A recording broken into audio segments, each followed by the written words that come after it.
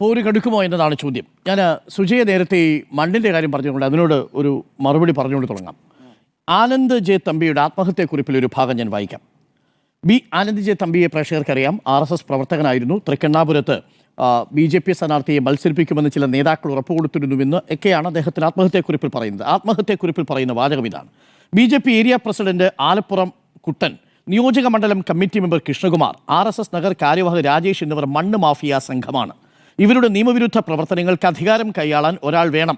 അതിനുവേണ്ടിയാണ് മണ്ണ് മാഫിയക്കാരനായ ഒരാളെ, ഞാൻ ആ സ്ഥാനാർത്ഥിയുടെ പേര് പറയുന്നില്ല, BJP സ്ഥാനാർത്ഥിയാക്കിയത് എന്നാണ് കുറിപ്പിൽ പറയുന്നത്. ഒന്ന് നോക്കൂ, മണ്ണ് മാഫിയ സംഘവുമായി BJPക്ക് ബന്ധമുണ്ടെന്ന് പറഞ്ഞ് ആത്മഹത്യ ചെയ്ത ഒരാളുടെ പേരാണ് ആനന്ദ് ജെ തമ്പി. ഈ വിഷയത്തിൽ ഇതുവരെയും BJPക്ക് RSSന് പോലും തൃപ്തികരമായൊരു മറുപടി കൊടുക്കാൻ പറ്റിയിട്ടില്ല. That is point number 1. ആ BJP തിരുവനന്തപുരത്ത് ശക്തമായ മത്സരം കാഴ്ചവെക്കും. പക്ഷേ അതിൻ്റെ ധാർമ്മികതയാണ് നിലവിൽ ചോദ്യം ചെയ്യപ്പെടുന്നത്. അതാണ് ആദ്യത്തെ കാര്യം പറയാനുള്ളത്. ഇനി 2, ഈ തദ്ദേശ തിരഞ്ഞെടുപ്പിൽ നടക്കുന്ന പോര് എങ്ങനെയാണ് നിയമസഭയിൽ പ്രതിഫലിക്കുക എന്നതിലാണ് എനിക്കേറെ കൗതുകം. 2015, 2020 നമ്മുടെ മുന്നിലുള്ള 2 തദ്ദേശ തിരഞ്ഞെടുപ്പുകളുടെ കണക്കുകൾ എടുത്താൽ കൗതുകകരമായൊരു കാര്യമുണ്ട്. ഇപ്പോൾ 2015 വളരെ നെക്ക് ടു നെക്ക് ഫൈറ്റ് ആയിരുന്നു തദ്ദേശ തിരഞ്ഞെടുപ്പിൽ. വോട്ട് ശതമാനം നോക്കിക്കഴിഞ്ഞാൽ 37.2%, 37.4% യഥാക്രമം UDFനും LDFനും കിട്ടിയത്. എന്നാൽ അത് നിയമസഭയിലേക്ക് എത്തുമ്പോഴോ 5% മുകളിൽ മാറുന്നു. അതായത് തൊട്ടടുത്ത വർഷം 2016 നിയമസഭാ തെരഞ്ഞെടുപ്പ് നടക്കുമ്പോൾ 2020 ഇതേ കണക്കാണ്. 2020 ആകുമ്പോഴേക്ക് അതിനൊരു വ്യത്യാസമുണ്ട്. ഈ തദ്ദേശ തിരഞ്ഞെടുപ്പിൽ അന്ന് ആൻറ്റി ഇൻകുംബൻസി ശക്തമാണെന്നും സ്വർണ്ണക്കടത്തിൻ്റെ പേരിൽ ഈ സർക്കാരിനെ വലിയ രീതിയിൽ പ്രതിപക്ഷം വിമർശനത്തിൻ്റെ മുനയിൽ നിർത്തുമ്പോഴാണ് 2.93% വർധനവുണ്ടായി 40% LDF വോട്ട് വിഹിതം വർദ്ധിപ്പിക്കുന്നത്. എന്നാലത് തൊട്ടടുത്ത വർഷം നിയമസഭാ തെരഞ്ഞെടുപ്പ് ആകുമ്പോഴേക്കും അത് വീണ്ടും 5% വർദ്ധിക്കുന്നതായിട്ടാണ് കാണുന്നത്. എന്ന് പറഞ്ഞാൽ ഇതൊരു ഇൻഡിക്കേറ്ററാണ്. LDFനാണ് മുൻതൂക്കമുണ്ടാവുന്നത് തദ്ദേശ തെരഞ്ഞെടുപ്പുകളിൽ. പക്ഷേ അത് എങ്ങനെയാണ് നിയമസഭയിൽ അത് വലിയ രീതിയിലുള്ളൊരു പിന്തുണയായിട്ട് മാറുന്നത് എന്നുള്ളത് കൗതുകകരമായൊരു കാര്യമാണ്. പ്രേക്ഷകർ ഓർമ്മിക്കണം, 42 മണ്ഡലങ്ങളിൽ 20,000-ലധികം ഭൂരിപക്ഷമാണ് LDFന് 2021 കിട്ടിയിരിക്കുന്നത്. 69 മണ്ഡലങ്ങളിലാണ് മൊത്തം നോക്കിക്കഴിഞ്ഞാൽ 10,000-ലേറെ ഭൂരിപക്ഷമുള്ളത്. അപ്പോൾ അങ്ങനൊരു വലിയ സാധ്യത അവിടെ കിടക്കുക നിയമസഭാ മണ്ഡലങ്ങളിൽ. ആ MLA-മാരുടെ പെർഫോമൻസ് അടക്കം തദ്ദേശ തിരഞ്ഞെടുപ്പുകളിൽ പ്രതിഫലിക്കുമെന്നുള്ളതാണ് എൻ്റെ ടേക്ക്. കാരണം എന്താണ് ആൻറ്റി ഇൻകുംബൻസി എന്ന് ചെയ്യിക്കുന്നത്? പല തിരഞ്ഞെടുപ്പുകളിൽ പല രീതിയിലാണല്ലോ ആൻറ്റി ഇൻകുംബൻസി. ഇപ്പോൾ ലോക്സഭാ തെരഞ്ഞെടുപ്പിലെ ആൻറ്റി ഇൻകുംബൻസി എന്നുള്ളത് കേന്ദ്ര സർക്കാരിനെതിരെയുള്ള ഭരണവിരുദ്ധ വികാരമായിട്ടാണ് ഈ കേരളത്തിൽ ഇന്നേ വരെ പ്രകടമായിരിക്കുന്നത്. സംസ്ഥാന സർക്കാരിന് അനുകൂലമായിട്ടുള്ള വിധിയെഴുത്ത് വരുന്നത് അടിയന്തരാവസ്ഥയുടെ സമയത്ത് പ്രേക്ഷകർ ഓർമ്മിക്കുന്നുണ്ടാവും. അടിയന്തരാവസ്ഥയുടെ സമയത്ത് കേന്ദ്ര സർക്കാരിനെതിരെയുള്ള ആൻറ്റി ഇൻകുംബൻസി ആയിരുന്നില്ല, സംസ്ഥാന സർക്കാരിന് അനുകൂലമായിട്ടുള്ളൊരു പ്രോ ഇൻകുംബൻസി ആയിരുന്നു ഉണ്ടായിരുന്നത്. എന്നാൽ ഇപ്പോൾ നോക്കൂ, ഇവിടെ വലിയ ശക്തമായ ഭരണവിരുദ്ധ വികാരമുണ്ടെന്ന് പ്രതിപക്ഷം പറയുന്ന ഈ കേരളത്തിലെ തിരഞ്ഞെടുപ്പിൽ വസ്തുത എന്താണ് എന്നത് ഞാനൊന്ന് പരിശോധിക്കാൻ ശ്രമിക്കുകയാണ്. UDFും LDFും തമ്മിലുള്ള ഒരു കമ്പാരിസൺ നമുക്കൊന്ന് ചെയ്തു നോക്കാം. UDFിൻ്റെ പ്രകടന പത്രിക വന്നിട്ടുണ്ടല്ലോ.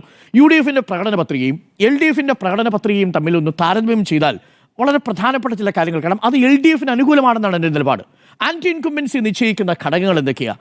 ഒന്ന്, സാധാരണ ജനജീവിതത്തെ തൊട്ടറിഞ്ഞു പോകുന്ന പോളിസികളും അതവർക്ക് അനുഭവപ്പെട്ടിട്ടുണ്ടോ എന്നുള്ളതാണ്. വികസനം അനുഭവവേദ്യമാവുക എന്നുള്ളതൊരു പ്രധാനപ്പെട്ട കാര്യമാണ്. That is point number 1. Number 2, വിവിധ സെഗ്മെന്റുകളിൽ സമൂഹത്തിൻ്റെ വിവിധ തുറകളിലുള്ളവരെ എങ്ങനെയാണ് ഈ ഭരണം ബാധിച്ചിരിക്കുന്നത്? അത് വയോജനങ്ങളെ എങ്ങനെ ബാധിക്കുന്നു? അത് സ്ത്രീകളെ എങ്ങനെ ബാധിക്കുന്നു? പാർശ്വവൽക്കരിക്കപ്പെട്ട മനുഷ്യരെ എങ്ങനെ ബാധിക്കുന്നു? യുവാക്കളെ എങ്ങനെ ബാധിക്കുന്നു? ഇതിലൊക്കെ പ്രധാനപ്പെട്ട ഘടകങ്ങളുണ്ട്. നമുക്ക് വീട്ടിൽ തുടങ്ങാം. ഇപ്പോൾ വീടാണ് ഇതിൽ UDF പറഞ്ഞിരിക്കുന്നതിൽ ഒരു പ്രധാനപ്പെട്ട കാര്യം. UDF പറയുന്നത് 5 വർഷം കൊണ്ട് കേരളത്തിൽ മിക്കവാറും വീടില്ലാത്തവർക്കെല്ലാം വീട് വെച്ച് കൊടുക്കുമെന്ന്. നമ്മുടെ ട്രാക്ക് റെക്കോർഡ് നമ്മുടെ മുന്നിലുണ്ടല്ലോ. ഞാനൊരു കണക്ക് പ്രേക്ഷകരോട് പറയാം. കോടിയേരി ബാലകൃഷ്ണൻ 24/2/2016 ഉമ്മൻചാണ്ടി അന്നത്തെ മുഖ്യമന്ത്രിയോട് ചോദിച്ച ചോദ്യം ഈ മൊത്തം പാർപ്പിട പദ്ധതികൾ UDFിൻ്റെ സർക്കാരിൻ്റെ കാലത്ത് എത്ര നടപ്പിലാക്കി എന്നുള്ളതാണ്. അതിന് കിട്ടിയ മറുപടി വിവിധ പദ്ധതികൾ ഇങ്ങനെ ക്രോഡീകരിച്ചു പറയുന്നത് 5002 വീടുകളെന്നാണ് മൊത്തം എണ്ണിയെടുത്താൽ. അതായത് 2016 വരെ ഭരിച്ച UDF സർക്കാരിൻ്റെ കാലത്ത് 2011 മുതൽ 2016 വരെ 5002 വീടുകളാണ് നിർമ്മിച്ചു കൊടുത്തതെങ്കിൽ ഈ സർക്കാരിൻ്റെ കാലത്ത് ഇക്കഴിഞ്ഞ 10 വർഷം കൊണ്ട് ഈ സർക്കാർ ഇപ്പോൾ പൂർത്തിയാക്കാൻ പോകുമ്പോൾ 5 ലക്ഷം എന്നാണ് പറഞ്ഞിരിക്കുന്നതെങ്കിലും ഇനി 4 മാസം കൂടി അവശേഷിക്കുമ്പോൾ 4,71,442 വീടുകൾ വെച്ച് കൊടുത്തിട്ടുണ്ട്. UDF സർക്കാരിൻ്റെ കാലത്ത് 5000 വീട്, മറുഭാഗത്ത് 10 വർഷം കൊണ്ട് 4,71,442. നമ്മൾ ചുരുക്കിയാൽ പോലും 2.5 ലക്ഷം വീട് 5 വർഷം ഈ LDF സർക്കാർ വെച്ച് കൊടുത്തിട്ടുണ്ട്. അങ്ങനെ വെച്ചാൽ 366 ദിവസം 182 വീടുകൾ, ഒരു മണിക്കൂറിൽ ഒരു ദിവസം 182 വീടുകൾ, 24 മണിക്കൂർ കൊണ്ട് 182 വീടുകൾ, 1 മണിക്കൂറിൽ 6-ലധികം വീടുകൾ, ഓരോ 10 മിനിറ്റിലും ഓരോ വീടുകൾ എന്ന കണക്കിലാണ് LDF സർക്കാരിൻ്റെ കാലത്ത് വീട് വെച്ച് കൊടുക്കുന്നത്. അപ്പോൾ UDF സർക്കാരിൻ്റെ കാലത്ത് സമ്പൂർണ്ണ ഭവന പദ്ധതി ഉണ്ടാക്കും എന്നുള്ളതിനെ ജനങ്ങൾ അംഗീകരിക്കുമെന്നൊരു വാഗ്ദാനമായിട്ട് നിൽക്കുന്നു. എന്നാൽ ഓരോ 10 മിനിറ്റിലും വീട് വെച്ച് കൊടുക്കുന്നു എന്ന കണക്ക് LDF മുന്നോട്ട് വയ്ക്കുന്നു. അത് അനുഭവമായി നിൽക്കുന്നു. ഒന്ന് അനുഭവം, മറ്റൊന്ന് വാഗ്ദാനം. രണ്ടാമത്തത് ദാരിദ്ര്യമടക്കമുള്ള കാര്യങ്ങളിൽ മാറ്റമുണ്ടാകും എന്നുള്ളതാണ്. തദ്ദേശ സ്ഥാപനങ്ങൾക്ക് ലഭിച്ചിരിക്കുന്ന ഫണ്ടിൽ വലിയ വെട്ടിക്കുറവുണ്ടായി. തദ്ദേശ സ്ഥാപനങ്ങൾക്ക് അവരുടെ തനത് പദ്ധതികൾ നടപ്പിലാക്കാൻ കഴിഞ്ഞിട്ടില്ല. കണക്കുണ്ട്. ഒന്നാം പിണറായി സർക്കാരിൻ്റെ കാലത്ത് 52,648 കോടി രൂപയാണ് തദ്ദേശ സ്ഥാപനങ്ങൾക്ക് ഗ്രാൻസ് ഇൻ ഫണ്ടായിട്ട് കൊടുത്തതെങ്കിൽ രണ്ടാം പിണറായി സർക്കാരിൻ്റെ കാലത്ത് അത് വർദ്ധിച്ചു. 16,000 കോടി വർദ്ധിച്ചു. 70,527 കോടി രൂപയായിട്ട് അത് വർദ്ധിച്ചു. രണ്ട് സർക്കാരും കൂടി 1,23,175 കോടി രൂപയാണ്. ഇന്നേ വരെയുള്ള സർക്കാരുകളുടെ കാര്യത്തിൽ ഏറ്റവും കൂടുതൽ ഫണ്ട് സർക്കാരിൻ്റെ തനത് നികുതി വരുമാനവും ഒപ്പം തദ്ദേശ സ്ഥാപനങ്ങൾക്ക് കൊടുത്തിരിക്കുന്ന നികുതിയും കൂടി കൂട്ടി നോക്കിയാൽ ആ റേഷ്യോയിൽ ഏറ്റവും ഉയർന്നു നിൽക്കുന്നത് ഈ പിണറായി സർക്കാരിൻ്റെ കാലത്താണെന്ന് പറയാൻ പറ്റും. That is point number 2. അപ്പോൾ തനത് നികുതി വരുമാനത്തിൽ വർധനമുണ്ടാക്കുകയും അത് തദ്ദേശ സ്ഥാപനങ്ങൾക്ക് ഗ്രാൻസിൻ്റെ ഈടായിട്ട് കൊടുക്കുന്ന കാര്യത്തിലും വേണ്ടത്ര കുറവ് സംഭവിച്ചിട്ടില്ല. അതാണ് പ്രകടന പത്രികയിൽ പറയുന്ന രണ്ടാമത്തെ കാര്യം. മൂന്നാമത്തെ കാര്യം, ഈ വികസനം തദ്ദേശ താഴെ തട്ടിൽ നിന്ന് തന്നെ വികസനം മുന്നിലേക്ക് കൊണ്ടുവരുമെന്ന് പറയുന്നു. വികസനം അനുഭവവേദ്യമാവുക എന്നുള്ളതാണ്. നമ്മുടെ കയ്യിൽ കണക്കുകളുണ്ടല്ലോ. പെർ ക്യാപിറ്റ എങ്ങനെയാണ് നമ്മൾ വർദ്ധിച്ചത്, വരുമാന വർധനമുണ്ടായിരുന്നതിൻ്റെ കണക്ക് നമ്മുടെ മുന്നിലുണ്ട്. പ്രതിശീർഷ വരുമാനത്തിലെ വർധനവ് നമ്മുടെ മുന്നിലുണ്ട്. കടത്തിൻ്റെ കാര്യത്തിൽ കിടക്കണിയിൽ പെട്ടിരിക്കുന്നു എന്ന് പറയുന്ന സമയത്ത് സംസ്ഥാന സർക്കാരിൻ്റെ വ്യക്തമായ കണക്ക് കേന്ദ്ര സർക്കാരിൽ നിന്നുള്ള പട്ടിക പുറത്തു വന്നിട്ടുണ്ട്. 14ാം സ്ഥാനത്ത് മാത്രമാണ് കേരളം ഇന്ന് കടക്കണിയിൽ നിൽക്കുന്നത്. അതിന് തൊട്ടുമുന്നിൽ നിൽക്കുന്ന സംസ്ഥാനങ്ങളേതാ? BJP JDU ഭരിക്കുന്ന ബീഹാറുണ്ട്. ജമ്മു കാശ്മീരിലാണ് 1ാം സ്ഥാനത്ത്. രാജസ്ഥാൻ 11ാം സ്ഥാനത്താണ് നിൽക്കുന്നത്. ഏറെക്കാലം കോൺഗ്രസ് ഭരിച്ച പഞ്ചാബ്, ആം ആദ്മി പാർട്ടി ഭരിച്ച പഞ്ചാബ് 4ാം സ്ഥാനത്താണ് നിൽക്കുന്നത്. കടക്കണിയിൽ കേരളം 14ാം സ്ഥാനത്താണ്. That is A fact. അപ്പോൾ മറുഭാഗത്തെ കടക്കണിയിൽ അകപ്പെട്ടിരിക്കുന്നു കേരളം എന്നുള്ള പ്രചരണത്തിനും വാസ്തവമില്ല. ഇത് ജനങ്ങൾ ഈ തെരഞ്ഞെടുപ്പിൽ വലിയ രീതിയിൽ സർക്കാരിനെതിരെ ആന്റി ഇൻകംബൻസി ആയിട്ട് കൊണ്ടുവരുന്ന ഘടകമാണ്. അത് കഴിഞ്ഞാൽ പിന്നെ സാമൂഹ്യക്ഷേമ പെൻഷൻ വരുന്നു. സാമൂഹ്യക്ഷേമ പെൻഷന്റെ കാര്യത്തിൽ പ്രകടന പത്രികയിൽ കാര്യമായിട്ടൊന്നും പറയുന്നില്ല. എനിക്കൊന്ന് തദ്ദേശ സ്ഥാപനങ്ങളുടെ പ്രകടന പത്രികയായി വന്നതുകൊണ്ടാവാം UDF അതിനെക്കുറിച്ച് പറയാത്തത്. പക്ഷേ നോക്കൂ, കയ്യിൽ 3,200 രൂപയാണ് ഈ കഴിഞ്ഞ മാസം സാമൂഹ്യക്ഷേമ പെൻഷനായിട്ട് ഒരു വയോധിക വാങ്ങിയിരിക്കുന്നത്, അല്ലെങ്കിൽ ഒരു വൃദ്ധൻ വാങ്ങിയിരിക്കുന്നത്, 60 പൈസ പിന്നിട്ടൊരാൾ വാങ്ങിയിരിക്കുന്നത്. ഇത് ഉണ്ടാക്കാൻ പോകുന്ന ചെറിയ മാറ്റമല്ല. അത് ജനങ്ങളുടെ കൈകളിലേക്ക് അവരുടെ ജീവിതത്തിൻ്റെ ഒരു മാറ്റമായിട്ട് ഈ പണം കയ്യിലെത്തുന്നു എന്നുള്ളത് ചെറിയ കാര്യമല്ല. അതേപോലെ വീട്ടമ്മമാരുടെ കാര്യത്തിൽ 35 വയസ്സിന് മുകളിലുള്ള 60 വയസ്സിനിടയിലുള്ള വീട്ടമ്മമാർക്ക് 1000 രൂപ കിട്ടാൻ പോകുന്ന ഒരു സാഹചര്യം ഉണ്ടാകുന്നു. മധ്യപ്രദേശിൽ നിങ്ങൾ നോക്കൂ, ബീഹാറിൽ നിങ്ങൾ നോക്കൂ, ഒരു പാറ്റേൺ കാണാൻ സാധിക്കും. സർക്കാരിൻ്റെ വികസന പദ്ധതി ജനങ്ങളെ ബാധിച്ചിട്ടുണ്ടെങ്കിൽ, ജനങ്ങളെ പോസിറ്റീവായിട്ട് തൊട്ടിട്ടുണ്ടെങ്കിൽ അവർക്ക് അനുകൂലമായിട്ട് വിധി എഴുതുന്ന ഒരു ട്രെൻഡ് മൊത്തത്തിൽ നമുക്ക് കാണാൻ സാധിക്കും. ആ ട്രെൻഡ് ഇക്കുറിയും ആവർത്തിക്കും.